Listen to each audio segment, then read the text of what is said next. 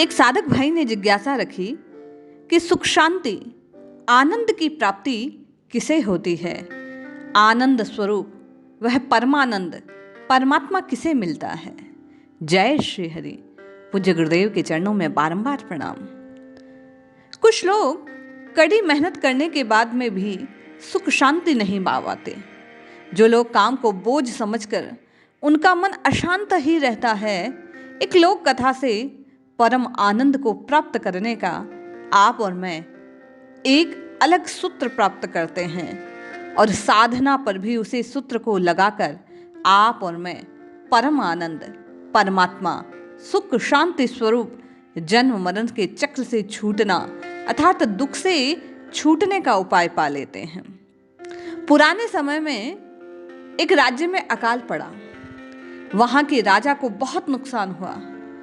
उसे प्रजा से लगान नहीं मिल पाया। राज्य चलाने के लिए राजा के पास धन नहीं बचा। राजा को भी चिंता थी कि पड़ोसी राजा हमला ना कर दे। राजा ने एक बार अपने कुछ मंत्रियों को उसके खिलाफ षड्यंत्र रचते भी पकड़ लिया था। इन सारी परेशानियों की वजह से राजा रात भर जागते रहता। उसकी नींद उड़ गई थी। राजा को कोई पकवान परोसे जाते लेकिन वह खा नहीं पाता, भूख ही नहीं लगती। उस राजा के शाही बाग में एक माली था। राजा रोज उसे देखता था। वह प्याज और चटनी के साथ रोटियां खाता और हमेशा खुश रहता, आनंद को प्राप्त किया लगता। राजा ने ये बातें अपने गुरु को बताई तो गुरु ने कहा, अगर आपको चौकीदार की नौकरी ज्यादा अच्छी लगती है, माली की नौकरी ज्यादा अच्छी लगती है, तो ये राज्य मुझे दे दो और आप मेरे यहाँ नौकरी कर लो।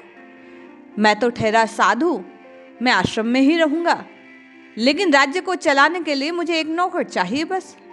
आप पहले की तरह महल में रहें, राज सिंहासन बैठे, राज्य चलाएं, आपकी नौकरी होगी।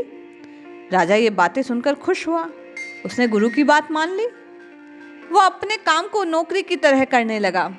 फर्क कुछ भी नहीं था, काम वही करता था, लेकिन अब राजा जिम्मेदारियों और चिंता से लदा हुआ नहीं था। कुछ महीनों बाद उसके गुरु आए। उन्होंने राजा से पूछा, अब आपको भूख लगती है, नींद आती है या नहीं? राजा ने कहा कि मालिक, अब खूब भूख लगती है, आराम से सोता हूँ। गुरु ने राजा को समझाया कि सब कुछ पहले जैसा ही है, लेकिन पहले तुमने जिस काम को बोझ समझ रखा था, अब सिर्फ उसे अपना कर्तव्य समझ रहे हो।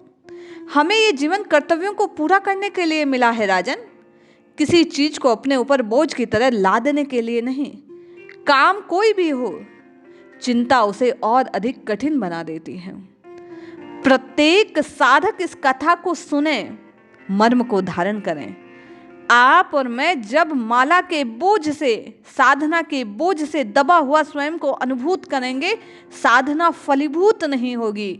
जिस दिन आप और मैं श्री राम जी के चरणों के शरणागत के भाव से राम जी को अपना मालिक जानकर, स्वयं को उनका दास जानकर, उन्हें नित्य निरंतर कर्तव्य भावना से, आर्त भाव से पुकारना आरंभ कर देंगे, उसी समय परम आनंद स्वरूप उस परमात्मा की प्राप्ति, सुख शांति की प्राप्ति प्रत्येक साधक को हो जाएगी।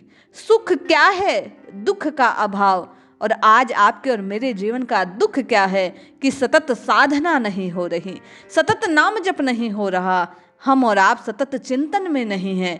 आप और मैं ये सब सोचना विचारना त्याग कर यदि शरणागत के भाव से प्रभु के चरणों में ये भाव निवेदन कर दें कि प्रभु जैसा आप जानें, जैसा आप चाहें, जितनी देर चाहें, जितने समय चाहें, जितनी माला हो सके, जैसी आपकी मर्जी, मैं अपने को आपके चरणों में शरणागत के भाव से समर्पित करता हूँ। मैं आपके आश्रय में हूँ। मेरी साधना को जिस दिशा और दशा आपको देना उचित लगे, आप उसी प्रकार मुझे अपने जीवन में रखिए।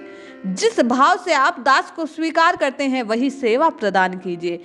जिस दिन आप और मैं अपने साधना के काल में इस भाव को मन में धारण कर पाए, निश्चय जाने इस जन्म मरण की व्याधि से छूटकर आप और मैं जीवात्मा से परमात्मा तक की जो यात्रा है, उसे सहज में पूर्ण कर लेंगे।